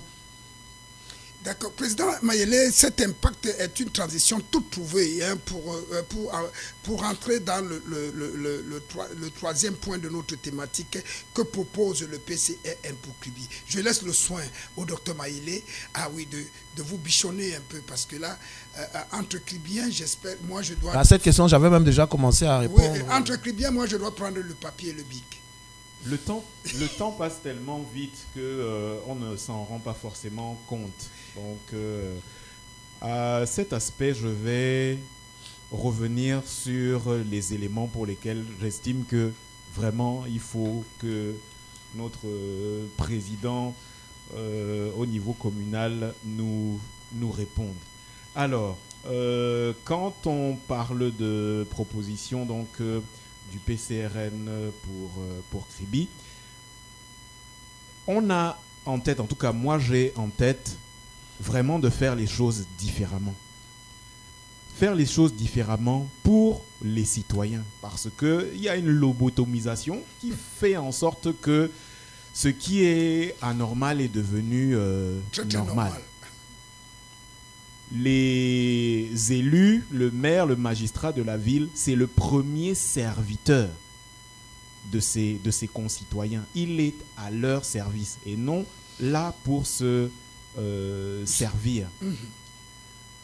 Bruce Mayele, est-ce que vous connaissez le budget de la ville de Kribi? Le dernier, il était équilibré à 11 milliards et quelques. 11 milliards. Je n'ai pas le chiffre exact, mais on est dans les 11 milliards. Bien. Vous, maire de la ville de Kribi, quelle priorité pensez-vous mettre en lumière, en comparaison de ce qu'il se fait et quelles sont les critiques constructives que vous pouvez apporter pour ce qui a déjà été fait à Kribi? Ouh là, vous me mettez en campagne avant l'heure. Non, disons que on en a parlé, hein, avec un tel budget, bien entendu, à la camerounaise, on a mis l'accent plus sur le fonctionnement que sur l'investissement, ce qui, de notre point de vue, pose quand même un certain problème. Parce que quand on voit ce qu'on fait avec l'argent du fonctionnement, à organiser des réceptions à 2, 3, 4 millions, voire plus, avec cadeaux par-ci, par-là, alors que tu as une ville à développer.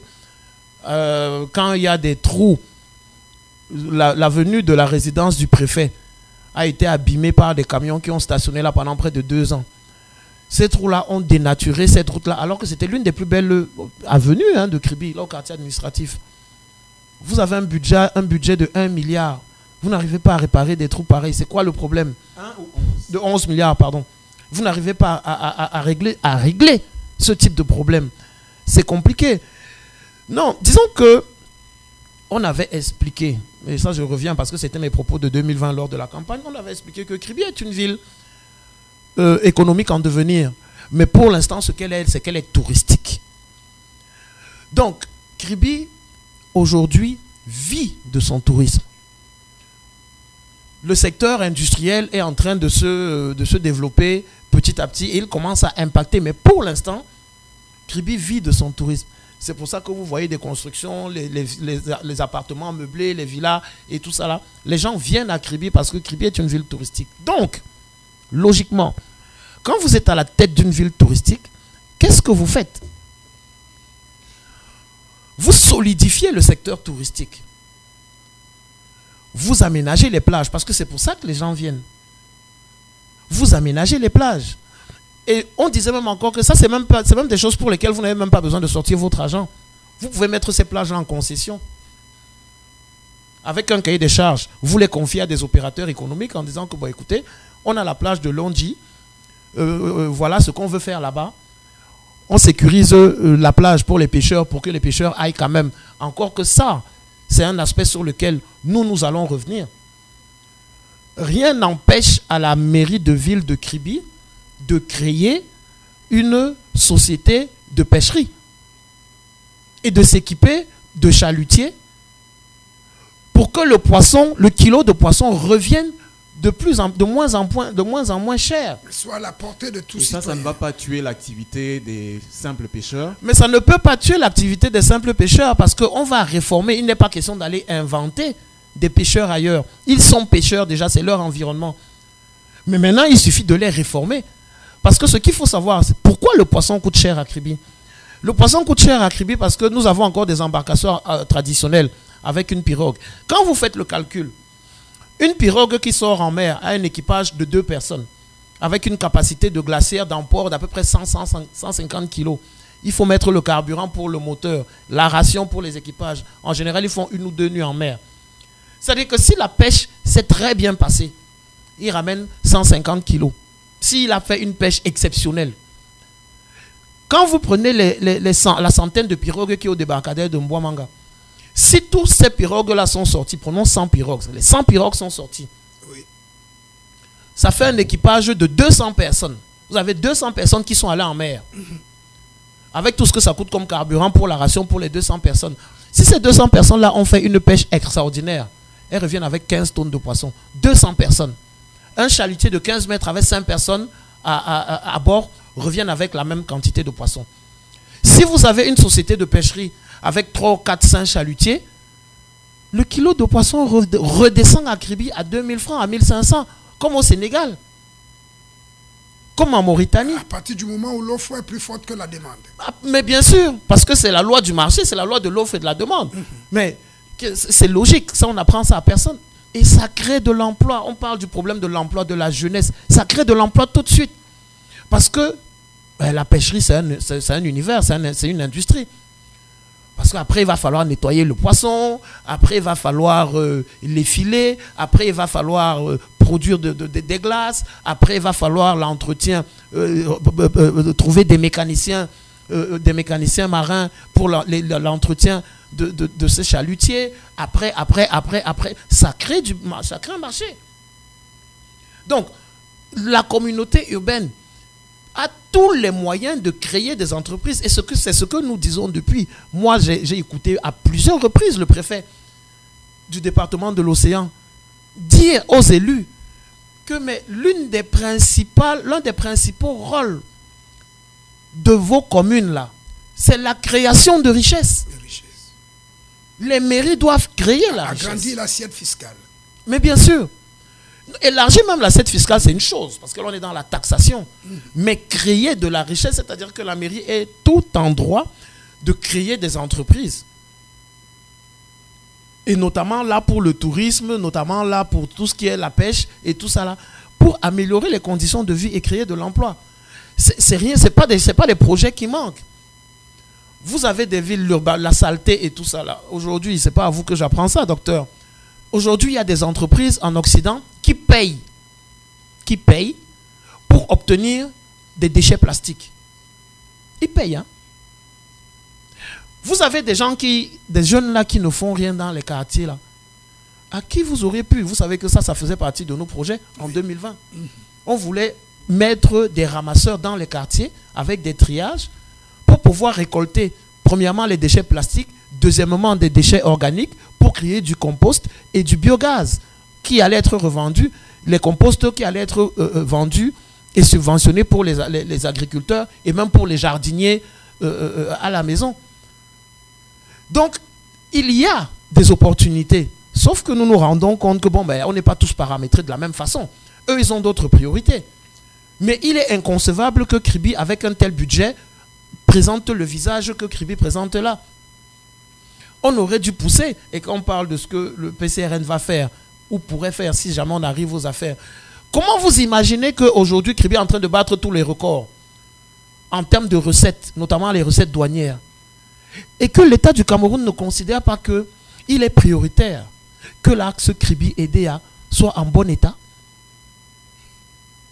Comment vous concevez ça?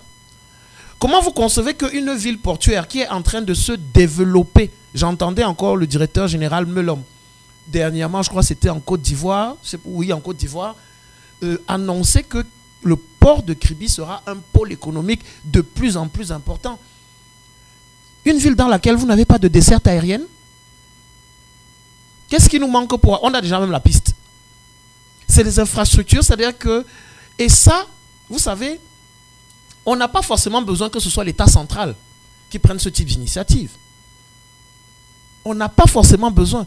Parce que ces études existent au Minipat, révérend. Oui, président, vous me permettez, en fait, vous me donnez l'opportunité de vous prendre au mot.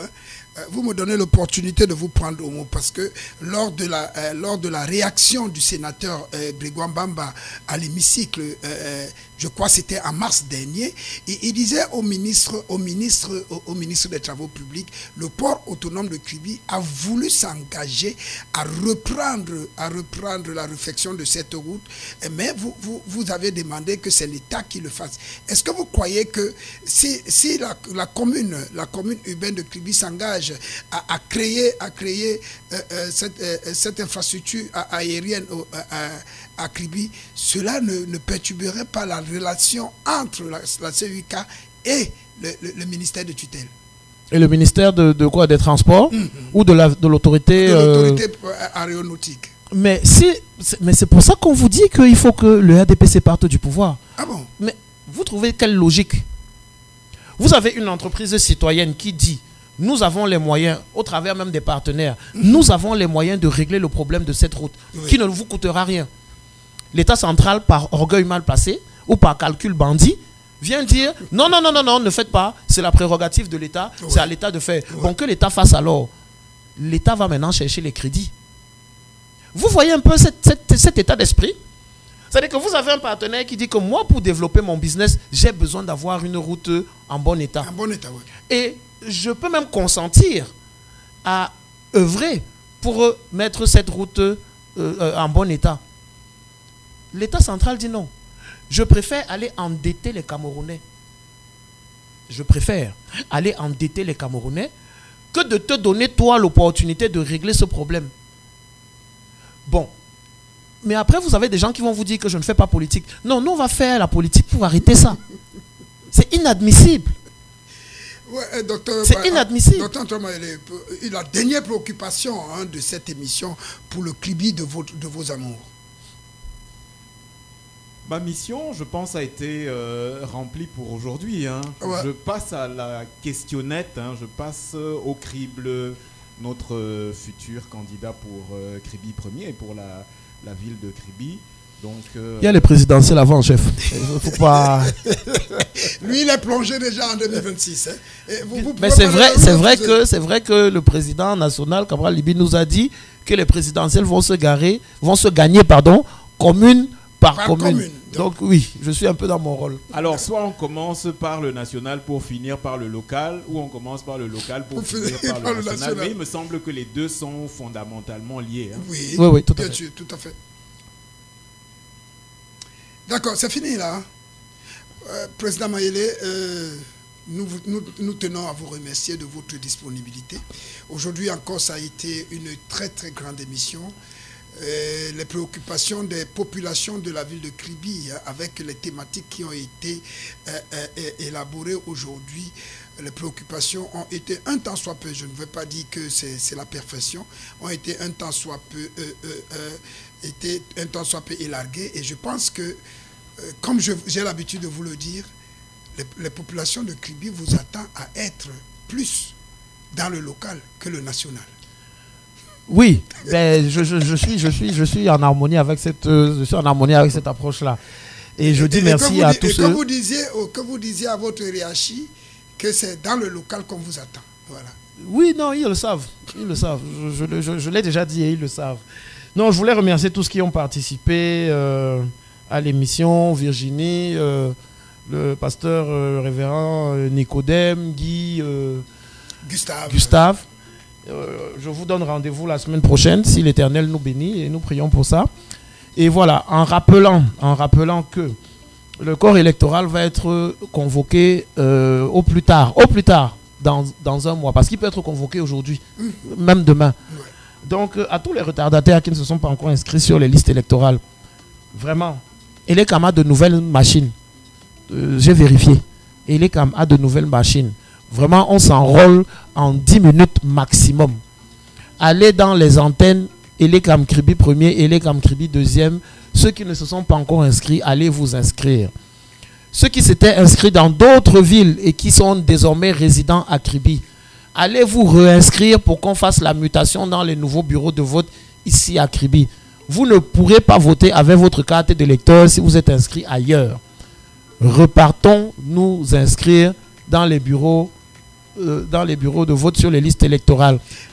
Une question qui vient juste à la fin, elle nous vient de Bertrand Tass, il dit qu'il est le disciple de Jésus-Christ à Kribi. Bonjour Monsieur Koum et Monsieur Bruce. Est-ce que la loi permet à un parti politique comme le vôtre, PCRN, de créer une entreprise? Est-ce que la loi nous permet de créer une entreprise? La vocation d'un parti politique, c'est pas de créer des entreprises. C'est qui pose la question? Monsieur Bertrand Tass, disciple Bertrand, de Jésus-Christ. Bertrand, bonjour, cher disciple. Non. La vocation d'un parti politique n'est pas de créer des entreprises. Les partis politiques concourent à la politisation de la cité et au suffrage universel. Ce n'est pas le parti politique, non. Peut-être qu'il fait allusion aux mairies dont je parlais. La mairie, oui, la mairie a la prérogative. La mairie, elle a l'opportunité de créer des entreprises tout azimut. Elle peut en créer, si elle en a les moyens, elle peut en créer comme elle veut. Comme elle veut.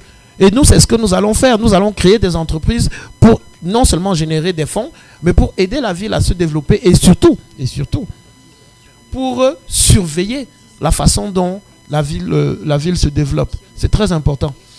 Merci à vous, Président, tout en rappelant aux auditeurs que la rediffusion de cette émission de cet espace PCRN vous serait proposée lorsqu'il serait 21h30 sur les ondes de la 90.0 MHz Radio Espoir. D'ici là, que Dieu bénisse le Cameroun. Radio Espoir, 90.0 MHz, connectez-vous. Chaque lundi de 8h30 à 10h sur Radio